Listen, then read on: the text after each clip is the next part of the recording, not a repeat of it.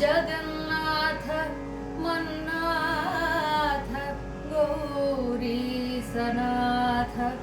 प्रपन्नानुकम्पिन् विपन्नार्तिहारिन् Jagannath मन्नाथ गौरीसनाथ प्रपन्नानुकम्पिन् विपन्नार्तिहारिन् महस्तोममूर्ते समस्तैकबन्धो महस्तोममूर्ते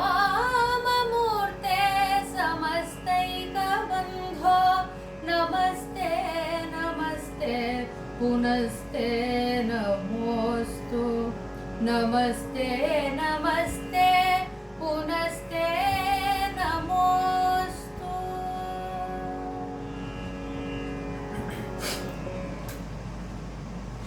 We are coming to the last portion of the fourth canto of Kumarasambhava. नमस्सर्वेभ्यः. कुमारसम्भवकाव्यस्य चतुर्थसर्गस्य अन्तिमं भागम् अधुना परिशीलयामः.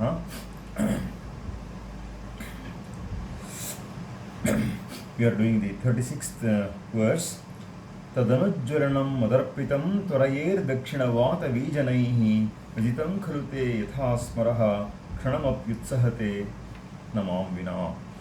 So Rati is requesting Madhu, the spring, so not only to prepare the bed for her to ascend the funeral pyre of Manmatha, but she's also asking him to do a regular job that he used to do earlier, namely summon the southern wind. Dakshina Vata is the Malaya breeze, the southern wind that would always come along with the spring, and that was what used to inflame passion. So the Dakshina Vata is referred to as an Uddipana Vibhava, what inflames passion. So the arrival of the spring and the arrival of the gentle breeze along, so is said to inspire love or enkindle love the further. Now she says, summon that southern wind. So Dakshina Vata Vijanaihi. So Vijana means blazing, fanning it. So with the fanning of the Dakshina Vata or the southern wind, Tvarayehe Jwalanam. So hasten the fire, make the fire burn even better. So the fire that has been ablaze now, so into which I have already offered my body. Tadanu Jwalanam Madarpitam. So the fire that has been put on me, or the fire that I have entered into, so that please hasten, so fan it into a big blaze. So Tvarayehe, you hasten that. And she says the reason for that she gives is Viditam Khalute. After all, you know Madhu. So Yatha Smaraha Kshanamap Yutsahate Namam Vina.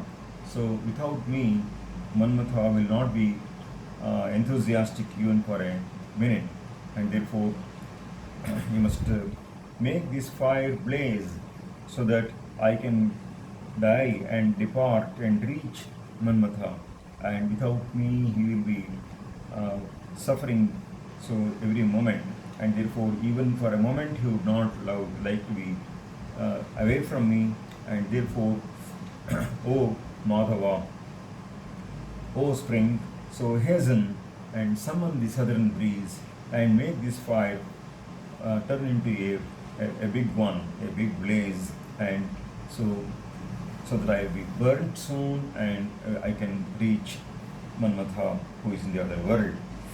Iti chapi vidhaya diyatam sarilasyanjali rekha evanau avibhajya paratra tam maya sahita pasyati te sabandhavaha.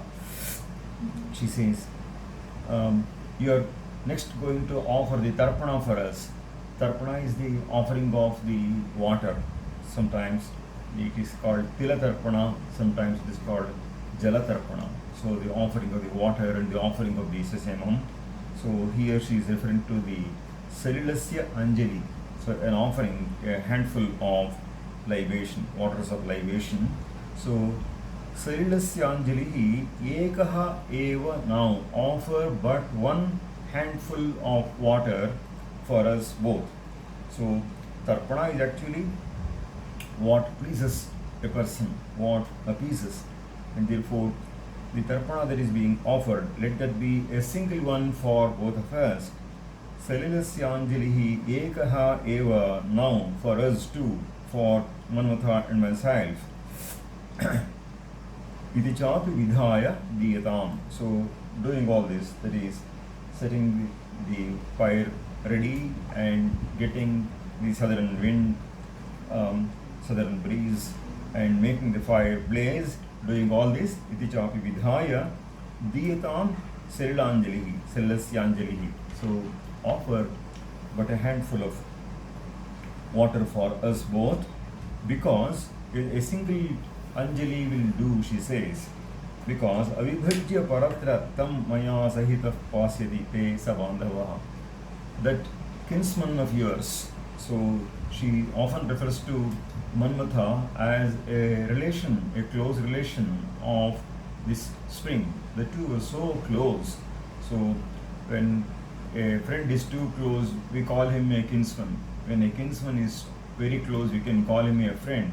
So Saha Bandhavaha, that kinsman of yours, namely Manmatha, O spring, so he will drink Pasyati, that water that has been offered, Maya Sahitaha, along with me, in my company. So Avibhajya, without dividing, Paratta, is in the other world where he is. Now he is in the other world, and there himself and myself will drink that water together that you will offer. Iti chapi vidhaya diyatam sarilasyanjalireka eva now. So earlier also she had referred to the Ardha Vaishasa that had been committed by the Vidhi. So in Shloka 31 she had told Vidhina Kritam Ardha Vaishasam. So when the Providence has killed only Manmatha and not me, it's as though I am half butchered. So Manmatha and Rati are two bodies with a single soul, as it were. So loving are they towards each other, and therefore she says, offer but one Anjali of water to us. So the water of libation, one handful will do for both, because we drink it together and we don't need separate ones. She says, Avibhajya paratra tam maya sahitaha saha bandhavaha pasyati, he will drink. Paraloka vidhaucha madhava smaramuddishya vilola pallavaha nivape sahakara manjari priyachuta prasavohi te sakha. And she says, while you are doing the obsequial rites, so paraloka vidhaucha, so vidhi is the rites and rituals that are performed for a person who is departed, who is in the other world, paraloka. So paraloka vidhaucha Madhava, O spring, smaramuddishya, so addressing Manmatha, smaramuddishya, then while you are doing those rituals for me, while you are in the other world, do not forget to add the mango blossoms, Sahakara Manjarihi. So, Sahakara Manjarihi Nivapehe. In Sanskrit, the word Nivapa is used in the sense of Pitritarpana. So, Pitridhanam Nivapa Syat, or Nivapa Pitritarpanam. Nivapehe Sahakara Manjarihi. The mango blossoms also must be offered. So, because Priyachuta Prasavohi Te Sakha, your friend, Te Sakha. So, now she refers to him as Manmatha's kinsman, and now she refers to him as his friend. So, your friend Manmatha, Te Sakha Manmatha, is Priyachuta Prasavaha. So, he is always fond of the mango blossom. So, we have seen how Manmatha fixes the arrow, so with the mango blossom. Priyachuta Prasavaha. Chuta is the mango, and Prasava is the blossom. He is always fond of the mango blossom, and therefore do not forget to make that offering. That practice is still in currency namely when someone dies, when with the annual shraddhas that are performed. So it is a custom to do some bhakshya that the person who has departed, so that is also offered, and therefore on the day of the shraddha, things dear to the person departed to whom the shraddha is addressed. So those eatables are also prepared and made as an offering, and therefore she says, so paraloka vidhauja madhava smaramuddishya vilola pallavaha vilola pallavaha, with the waving sprouts. So those things you please make an offer of, along with the water that you are offering, as said in the previous shloka. And then she says, iti deha vimuktaye sthitam ratim akashabhava saraswati shapharim hradashosha viklavam prathama vrishtihi iva annakampayat. Now with shloka 38 ends the speech of Rati. So she has told the spring what he must do. So she has given him full instructions regarding her entering the funeral pyre, and then his offering the Salilanjali or Jalanjali, and then after that Tarpana alongside, he must also offer the mango blossom.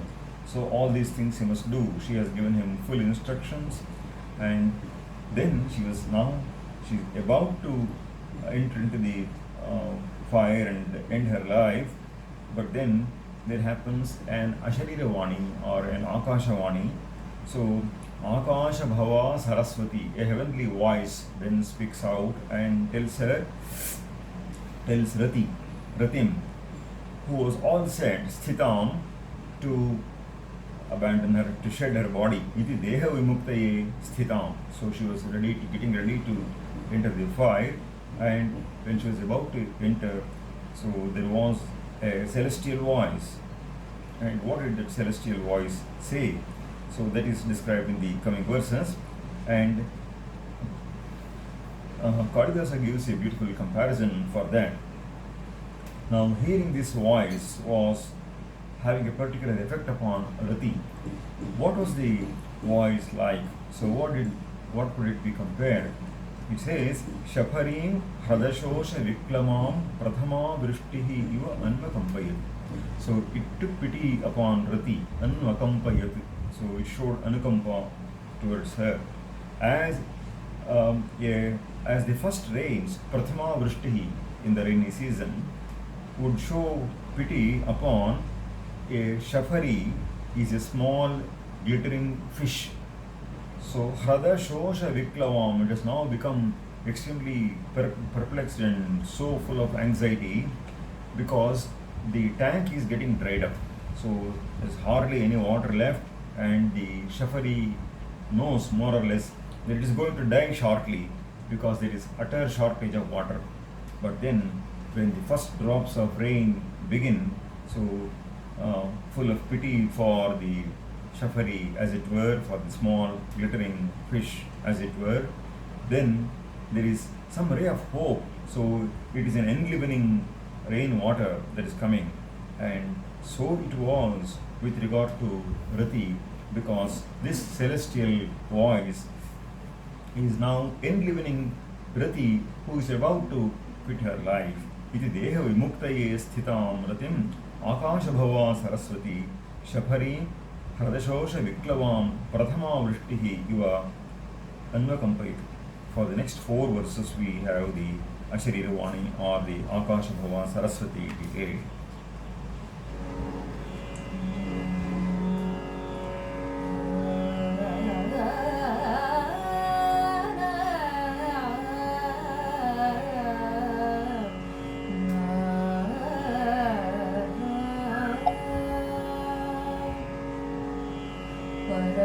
परलोकविधौ च माधव स्मरमुद्दिश्य विलोलपल्लवाः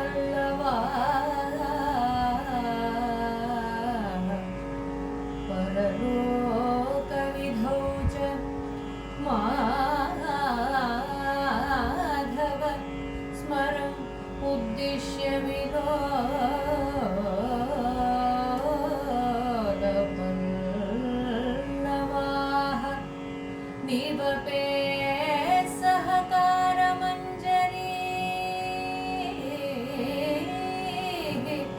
प्रियच्युत प्रसवो हि ते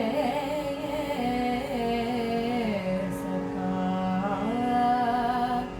सहकारमञ्जरी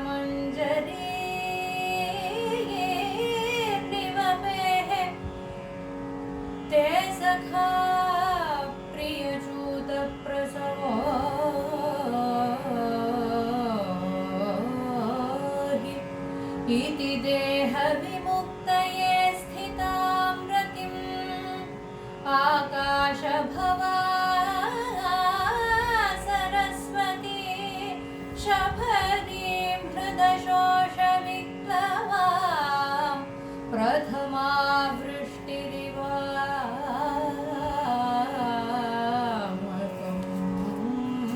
कंपयत् इति देहविमुक्तये स्थितां रतिम् आकाशभवा सरस्वती अन्वकम्पयत् शबरीं हृदशोषविप्लवां शबरीं प्रथमा वृष्टिरिव अन्वकम्पयत् आकाशभवा Saraswati रतिम् अन्वकम्पयत्. What did that goddess voice say? What did that heavenly voice tell Rati? Kusumayudha Patni, O Rati, Kusumayudha is Manmatha, and therefore, O wife of Manmatha, Kusumayudha Patni, Durlabhastava Bharta Nachirad Bhavishyati. So, don't think that your husband will not be obtained for too long. So, it's not that he will not be obtained for a long time. So, not for too long will you be separated from your husband. You will soon meet him. Tava Bharta Chirat Durlabha na Bhavishyati. So, it's not that you will not meet him again. Shrunu, listen. Yena sa karmana gataha shalabhatvam haralochanarchishi. So get to know how exactly he became a sort of a firefly in the fire of the eye of the fire that issued from the eye of Lord Shiva. Haralochana Archishi. Haralochana is Shiva's eye. Archis is Jwala, and therefore the fire. So, in that flame that issued from the eye of Lord Shiva, he became but a moth. Shalabha is a moth or a firefly. So, Yena karmana saha gataha. So, on account of what act of his that he was destined to become a victim of this. So, listen to me, I will give you the background. It's only when we get to know the background of what we do that we come to bear, for example, a great sorrow that we may be going through. Even in the case of the Buddha, there goes a story of a young girl of a Shresthin who was separated from her husband. So she is so full of sorrow. Within a few days of the marriage, the girl is separated from her husband.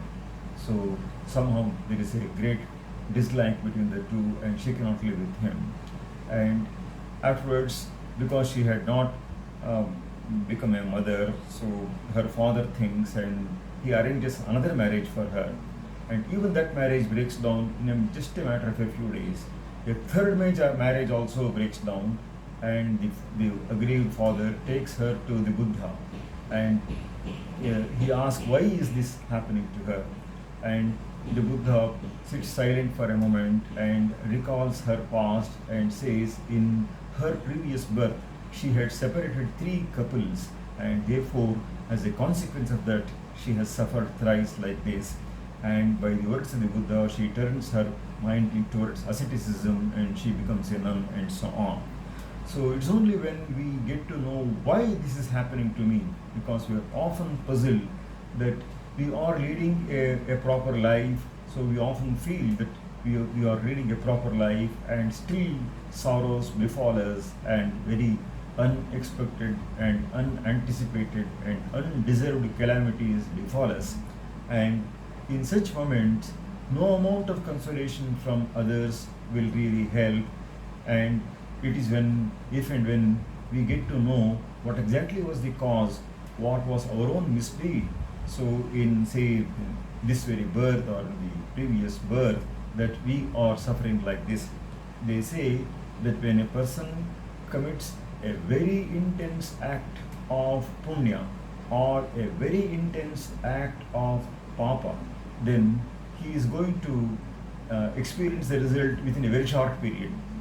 The saying goes like this: Atyutkataih punyapapair ihaiva phalamashnute. So in this very birth, we can reap the results of an intense and immense punya or an intense and immense papa. So good actions and bad actions will sometimes show the results very soon, but otherwise sometimes they are to be traced for some act in some previous birth and so on. So in the case of Manmatha, in his very lifetime, he had done a great offense, and which is why he deserves this, says this Asharira Vani. So what was that act that was committed by Manmatha to deserve this kind of punishment? Abhilashamudiritendriya susutayam akarot prajapatihi atatena nigrihya vikriyam abhishapta phalametadannabhut. He says that Asharira Vani says, once Manmatha had another misadventure. So just as he has made an attempt on Lord Shiva now, he had made an attempt on Prajapati or Brahma also earlier. So Prajapati, so he was aroused on account of Manmatha's impact upon him. Udiritendriyaha, so with his passions raised, so excited. Swasutayam abhilasham akarot. So even towards his own daughter, his passions were roused. So, and Brahma realized that this was an unworthy direction, and therefore he got very angry with the person who caused this emotion in him. Athatena nigrihya vikriyam, controlling himself, vikriyam nigrihya. So controlling this mental change in debasement. Abhishaptaha, so Manmatha was cursed by Brahma, and it is for that reason that he is now suffering. Phalam etat anubhut. So he is undergoing this suffering on account of some misdeed of his own. So Manmatha's own indiscreet act. So earlier, in subjecting Prajapati or Brahma to his power and whipping up passions in him which were unworthy, which were improper, and therefore as that impelled Brahma or Prajapati to act in a manner that he should not have. So he got very angry, Prajapati got very angry, and it was then that he cursed Manmatha. So Abhishaptaha. So on account of that curse, Manmatha has now lost his very body. However, परिणेष्यति पार्वतीं यदा तपसा तत्प्रवणीकृतो हरः उपलब्धसुखस्तदा स्मरं वपुषा स्वेन नियोजयिष्यति इति चाह सधर्मयाचितस्मरशापावधिदां सरस्वतीम् अशनेरमृतस्य चोभयोर्वशिनश्चाम्बुधराश्च योनयः. The two shlokas form a single sentence, and therefore they are taken together. It is said that when Manmatha was so cursed, Manmatha's father or friend by name Dharma, so he begged Lord Prajapati to condone the punishment. So iti Dharma yachitaha, so requested by Dharma, so interceded by Mr. Dharma. So then Smarashapa vadidam Saraswatim aha. Then he uttered words, Saraswati's words, Saraswati Maha, he uttered words which indicate the end of the upper limit of the curse on Manmatha. Smarashapavadhi Dam Saraswati. So, and accordingly, when Lord Shiva himself marries Parvati, Parineshyati Parvatim Yada Haraha. So Parineshati means will marry. So when Lord Shiva will marry Parvati, tapasa tat pravanikritaha, he is drawn towards her pravanikritaha on account of her tapas. So Parvati is going to perform tapas.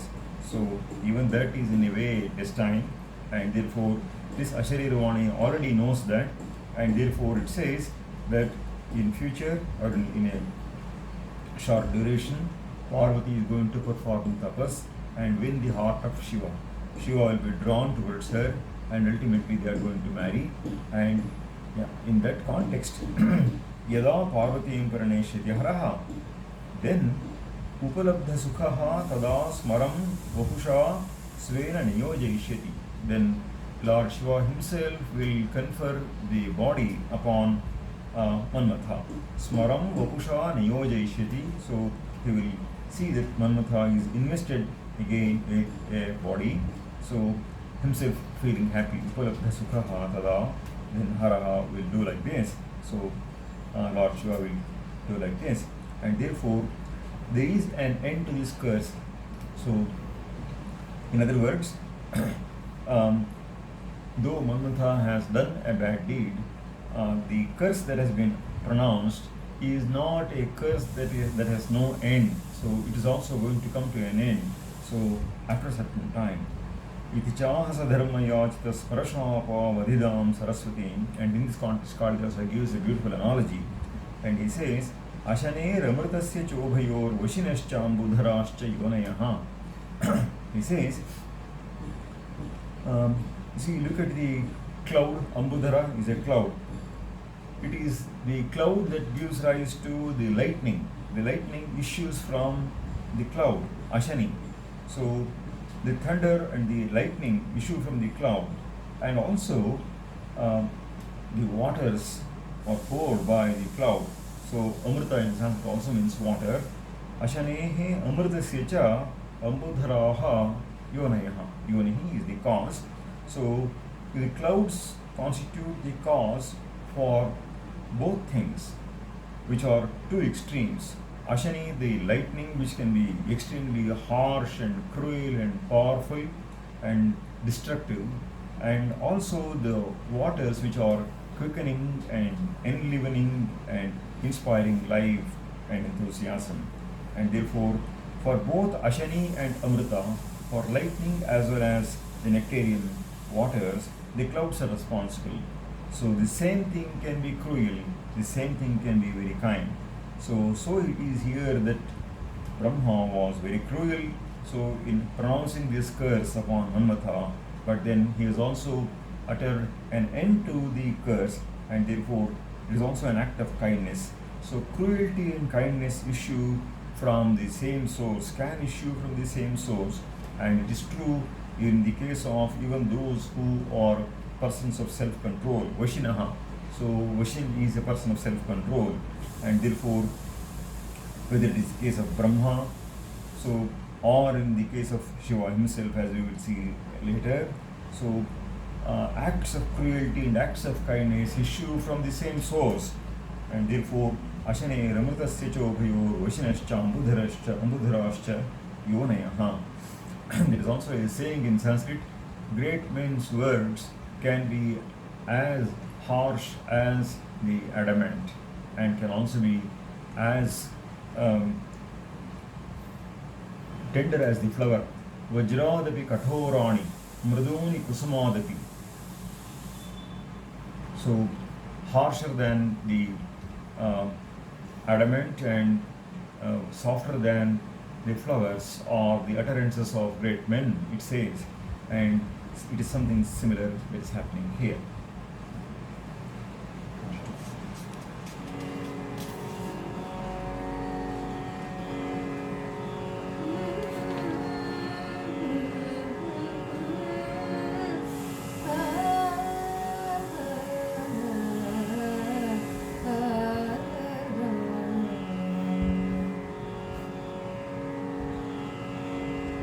परिणेष्यति पार्वतीं यदा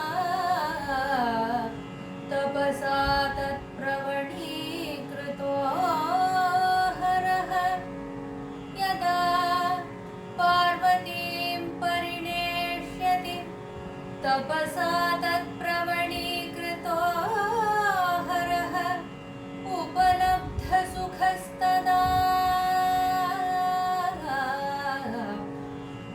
उपलब्धसुखस्तदा स्मरं वपुषा स्वेन नियोजयिष्यति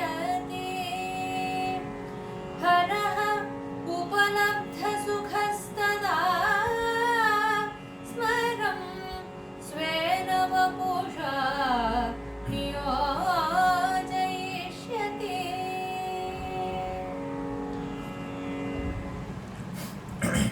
And therefore it gives this message. तदिदं परिरक्ष शोभने भवितव्य प्रिय संगमं वपुः रविपीत जलातपात्ये पुनरोघेन हि युज्यते नदी. And it says तदिदं परिरक्ष शोभने, O auspicious lady शोभने, तदिदं परिरक्ष वपुः. So save your body, protect your body. So don't destroy your body by throwing yourself into the fire. On the other hand, save yourself. Vapuhu pariraksha. Tadidam vapuhu pariraksha. Because your body is destined to be united Your with... meeting ID followed by pound.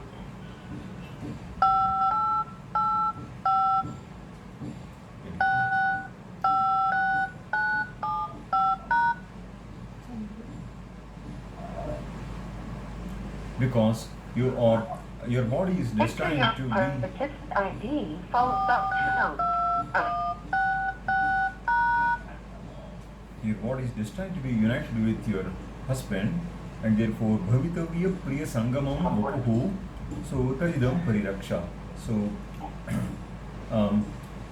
save yourself and protect your body. So take good care of your body.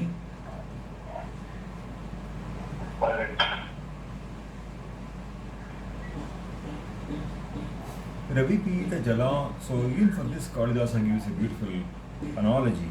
So he says, Ravipita Jala tapatyaye punaroghe nahi vidyate nadi. He says a river sometimes gets totally dried up. So nadi, Ravipita Jala. So the sun absorbs all the waters of the river, and Ravipita Jala Nadi, at the end of the summer season, Tapatyaye, Tapa is the summer season. At the end of the summer season, that is when the rainy season begins, then the river will be united with the current of the water once again. Punaha oghena yujyate. Ogha is the strong current and torrent of water, and the river will be united with that, and therefore so it is with the case with your body. So right now you may be suffering immensely, but this sorrow is not going to last for too long, and therefore take care. So out of great disappointment and a state of despondency, do not put an end to your body. And that's why, in fact, he addresses that Asharira Vani addresses Rati with the word Shobhane. So the word Shobhana is used with respect to a woman whose husband is alive, and therefore it refers to an auspicious woman. And therefore, even though Manmatha is no more, apparently totally dead, never to return, so this bodiless voice is giving an assurance that Rati will be once again united with her husband, and therefore it refers to her as Shobhane, so as an auspicious lady. Now even in Kalidasa's Meghaduta we get this expression, Bhartur Mitram Priyam Avidhave Vidhimam Ambuvaham. So in order to assure the wife of the Yaksha that they are going to be united again, that she should not die and she should hold on to her life and see that they will be united once again. So the cloud addresses her as Avidhave, so you auspicious lady, and so on. And therefore now this Asharira Vani, or this Akasha Bhava Saraswati, or the celestial voice, is assuring Rati that she will be soon united with her husband. Bhavitavya Priya Sangamam. So you are going to be united soon with Manmatha, and therefore do not put an end to your body. So with this ends the Akasha Bhava Saraswati, or the heavenly voice.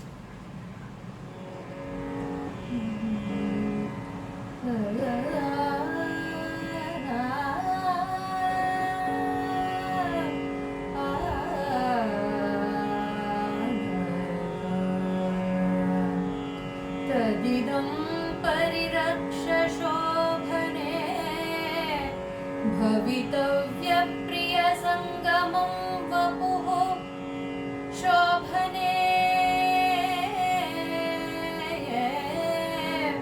तदिदं परिरक्ष्य भवितव्यप्रियसङ्गमं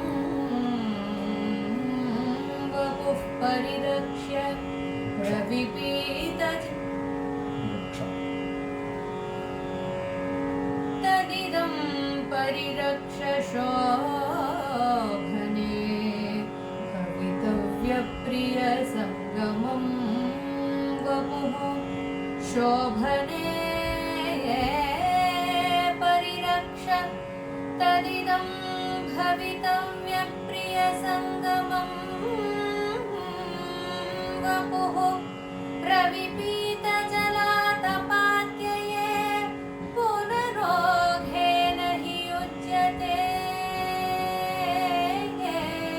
नदी प्रविपीतजलानदी तपात्यये पुनरोघेन हि युज्यते शोभने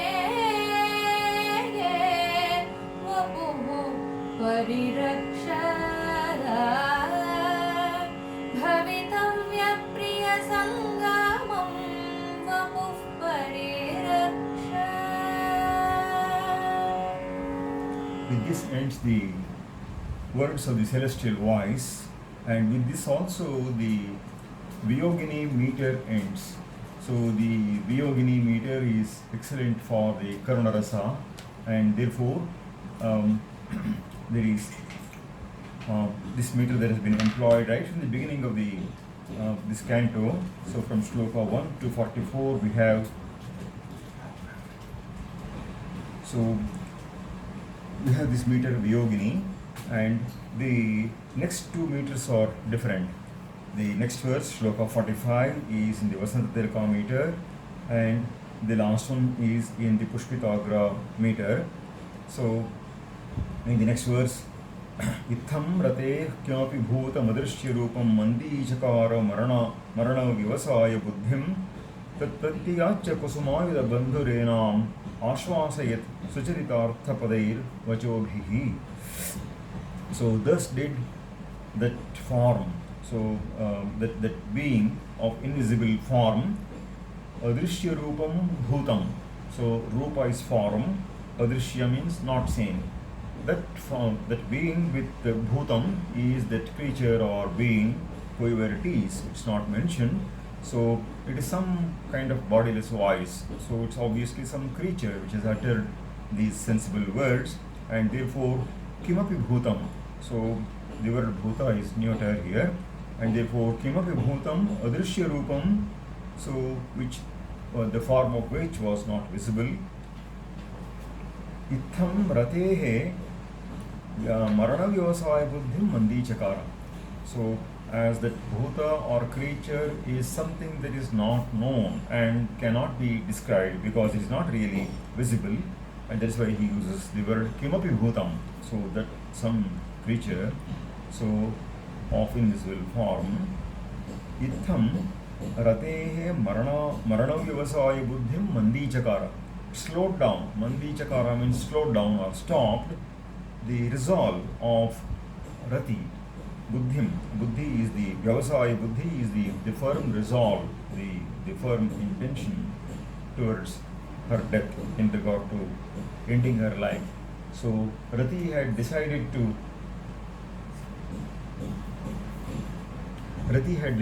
to end her life, and she was a very firm resolve. Vyavasaya shows a firm resolve, and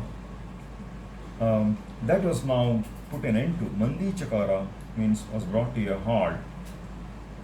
And tat pratyachya kusumayuda bandhurenam ashvasayat sucharita arthapadaihi vachobhihi.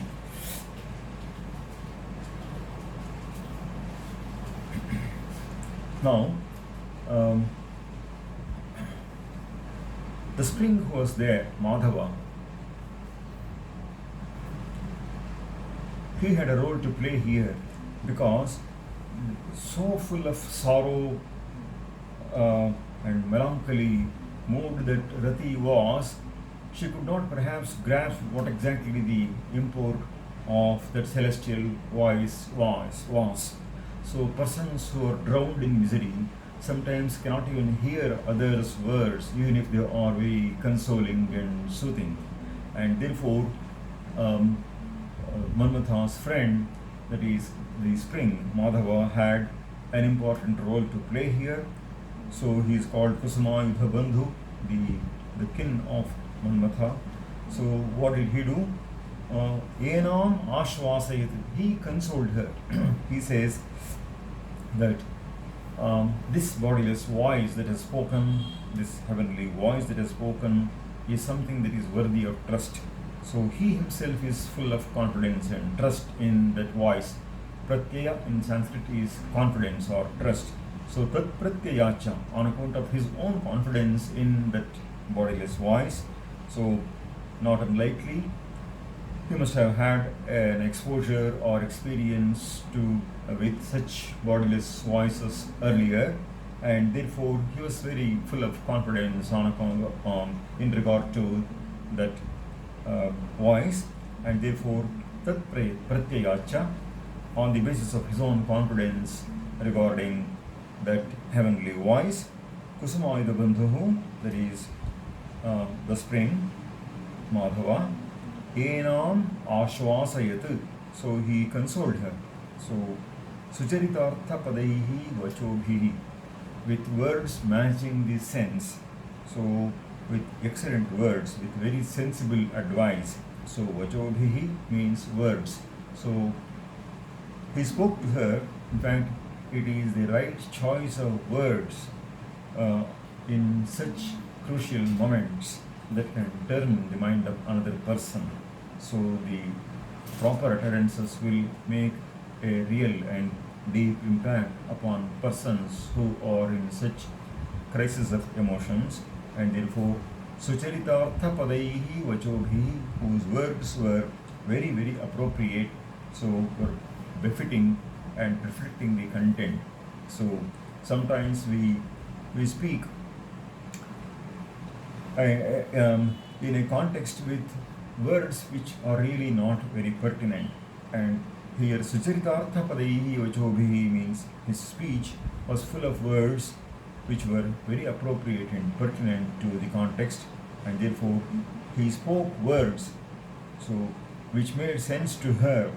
And it's only a close friend, a close relative who can give a real consolation, so in such a context. And this is also a situation which was extraordinary, and therefore when sometimes people try to console us in the midst of our sorrow, saying that everything will be all right, don't cry, and so on, it carries no conviction. On the other hand, a word issuing from a trusted friend who was no less than a kinsman, so those words of Manmatha meant much to Rati, and it is on account of those words that Rati changed her resolve, so from one of dying immediately to continuing to live, hoping for reunion with Manmatha. Tat pratyayacha kusumayudha bandhure bandhuenam ashvasayat sucharitartha padaihi vachobhihi. The last verse of this canto.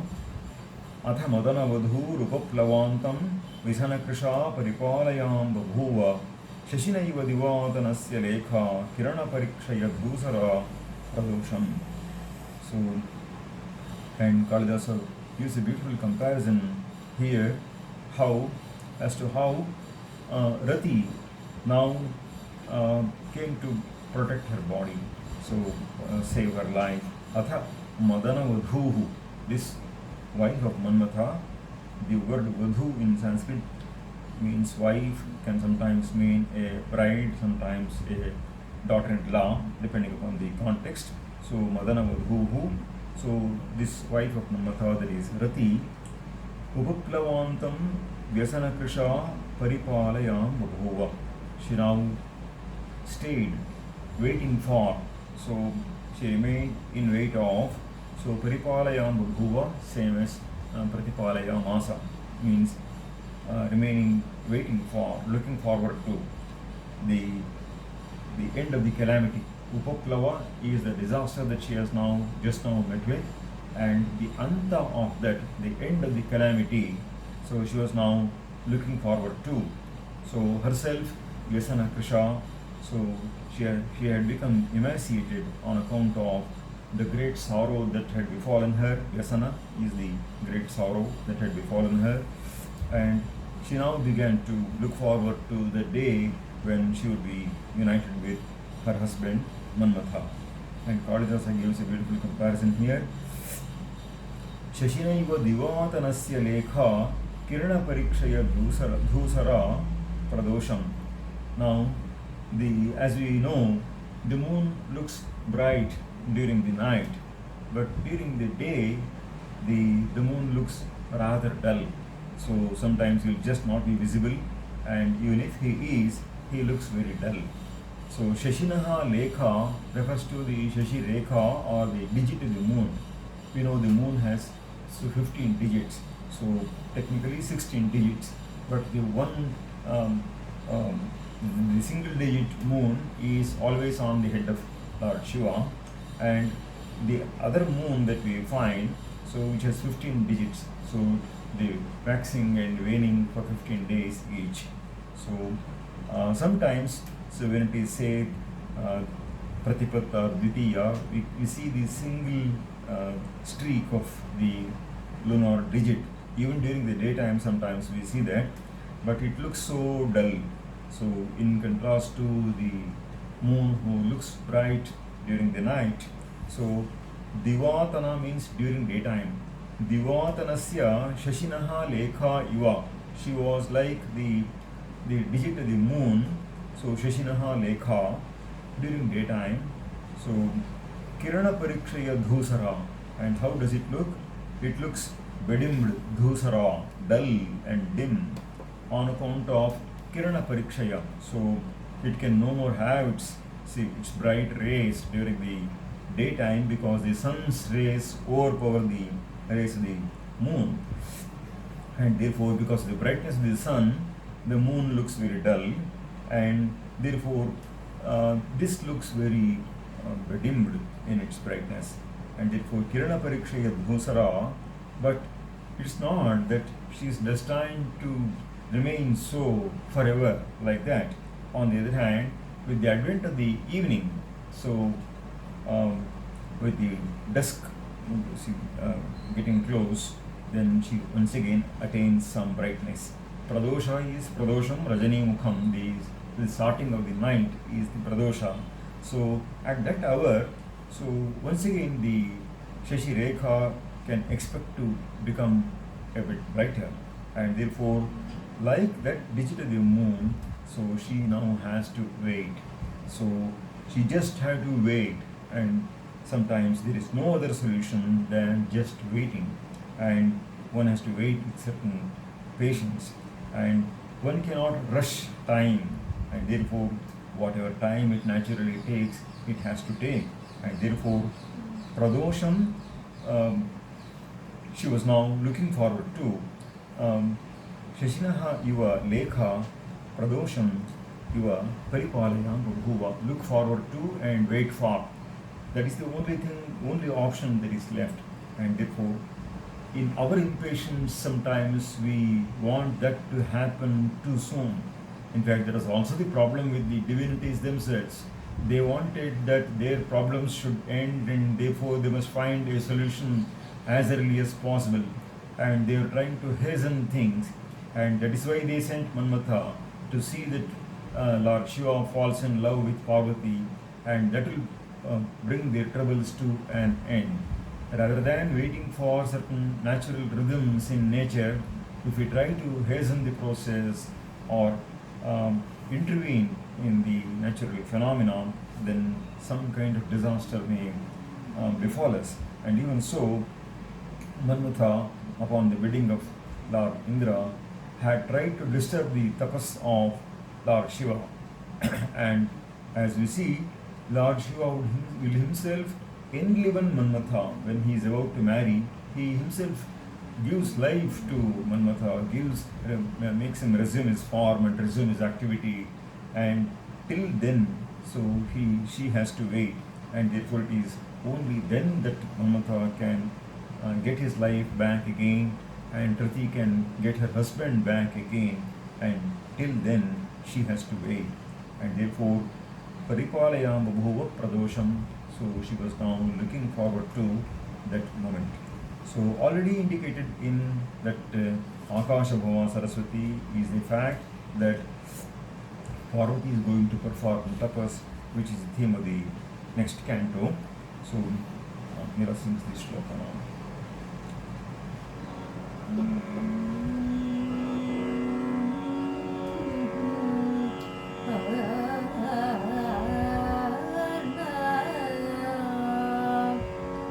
अथ मदनवधूः उपप्लवान्तं व्यसनकृशाय परिपालयां बभूव शशिनैव दिवातनस्य लेखा किरणपरीक्षय धूसरा प्रदोषम् अथ मदनवधूः व्यसनकृशा मदनवधूः उपप्लवान्तं परिपालयां बभूव शशिनः दिवातनस्य लेखा किरणपरीक्षय धूसरा प्रदोषं परिपालयां बभूव मदनवधूः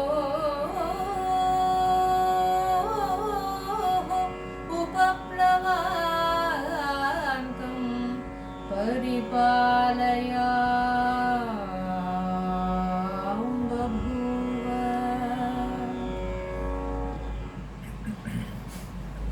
With this comes the end of the fourth sarga of Kalidasa's Kumar Sambhava. So the entire sarga, 46 verses, was detailing the wailing of Rati, who was so full of sorrow on account of the separation from Manmatha. So after all, Manmatha in a way had done as per the bidding of Indra, and this was a great tragedy that had befallen her. But however, there was hope. So because in a way, Manmatha was not totally responsible for his dastardly act. However, there was some deep fault in his mind also, because it was he who had, even without the asking of Indra, so he was the one who had boasted of his prowess, namely that I can target even Lord Shiva. So it is this overconfidence and it is this act of indiscretion that Kuryam harasyapi pinakapane dhairyachyutim ke mama dhanvinonye, he had said. So it is this kind of boasting of one's prowess, so without taking into consideration the realities of life. So he was speaking of Lord Shiva, the supreme divinity, and he thought that his power could extend even beyond that person, so of Lord Shiva, and this was the great blunder. So sometimes our mistakes lie in our jnana. So in our not properly understanding something. So it pertains to the level of jnana. So sometimes our mistake lies at the level of ichha. So we desire things which we should not desire, and sometimes at the level of kriya, we sometimes willingly or unwillingly, knowingly or unknowingly, we do acts that somehow have disastrous effects. So any act which errs in any of these three levels, one or more of these three levels, can definitely have a deep impact upon us and a deep negative or positive result upon us. And therefore sometimes well-intentioned acts also can end in disasters if we are not quite knowledgeable in our approach in handling the situation, or if there is some indiscretion in the actual execution of the task, and so on. And therefore even if we have good intentions, sometimes we can land see ourselves in problems or put others in some disastrous situation, and so on. Therefore mere good intentions do not suffice. One must act in a knowledgeable manner, and therefore whether it is an error at the level of jnana or at the level of ichha or at the level of kriya, one will have to reap the fruits and consequences of one's own actions. And anyhow, all this has come about either partly or fully on account of the complicity in this act by Manmatha, and even Rati had to suffer. So, and it is also the fate of Parvati that she had to suffer. So, because of this dastardly act of Manmatha, because he targeted Lord Shiva when he was still in a mood of tapas. So, on the other hand, when Lord Shiva himself wills and gives consent to, then that is when Shiva and Parvati marry, he will have a full and free hand, and he will have his field day, and he can show his prowess, and he can influence the minds of Shiva and Parvati very well. But then when even a well-intentioned act is done at a wrong moment and in a wrong manner, it can have dangerous results. So as it happened with Manmatha, the intention of even Indra was that the problems of the various gods and divinities and others should come to an end rather soon than get delayed. So on the other hand, so this act of Manmatha and this act of Indra, they had to reap the consequences of their acts. So with this comes to an end this canto, the fourth canto of Kalidasa's Kumar Sambhava. The fifth canto details the tapas of Parvati. It is one of the most enchanting portions of Kalidasa's works, perhaps one of the best. And therefore, I plan to spend more time on this canto. I do not know whether some of you are running out of patience, but I, for one, enjoy this canto very much. I have taught this canto very many times, and therefore I intend to go through this one particular canto in great detail. So maybe we may not be able to do more than 4 or 5 verses in an hour. So this has something like some 80 verses or so. So this may take us a long time. 86 verses there are. So this will take us through a long time. I only hope and expect that you will have the patience to sit and listen to. I'll be explaining this as though I am teaching in a classroom, and therefore you can tell your friends, whoever intends to learn Sanskrit very well, so can attend this particular canto, because I will be going through in fairly great detail, much more than I have covered the earlier cantos.